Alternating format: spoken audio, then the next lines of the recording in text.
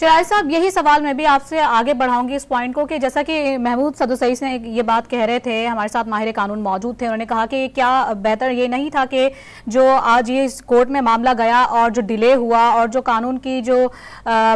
हुक्मनामा था या आइन की खिलाफ वर्जी हुई उस पर सवाल किया जाता। लेकिन अब देखा ये गया कि एक जानिब जब सदर की जानिब से पहले इनसे राब्ता किया गया था, चीफ इलेक्शन कमिश्नर से उनको मुलाकात के लिए खत लिखा गया तो उन्होंने उस वक्त मना कर दिया, और अब जब ये कोर्ट की जानिब से हुक्मनामा दिया गया तो वो वहां पर पहुंचे और 1-2 घंटे के अंदर ये मामला तय पा गया और इत्तेफाक भी हो गया कि 8 फरवरी जो है अब इसमें इलेक्शन करवाए जाएंगे।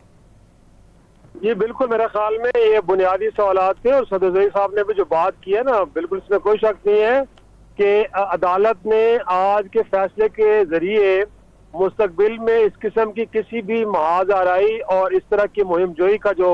दरवाजा है वो मुकम्मल तौर पे बंद नहीं किया, क्योंकि जो इलेक्शन का इल्तवा हुआ है और आइन की खिलाफ वर्जी हुई है, गोया कि उसके जो मुर्तकिब अफराद हैं उनसे नहीं पूछा गया कि वो कौन सी वजूहात थी जिनकी बुनियाद पे आपने इलेक्शन को इल्तवा में डाला। अब मेरे ख्याल में इनके जवाबात लेना जरूरी थे और जो हतमी फैसला है उसमें इसका जिक्र भी होना चाहिए था। अगर ऐसा नहीं किया जा रहा और सिर्फ इस बात पे इक्तफा किया जा रहा है कि बहरहाल किसी न किसी तरीके से इस मुल्क के अंदर इलेक्शन के निकाह को मुमकिन बनाया जाए,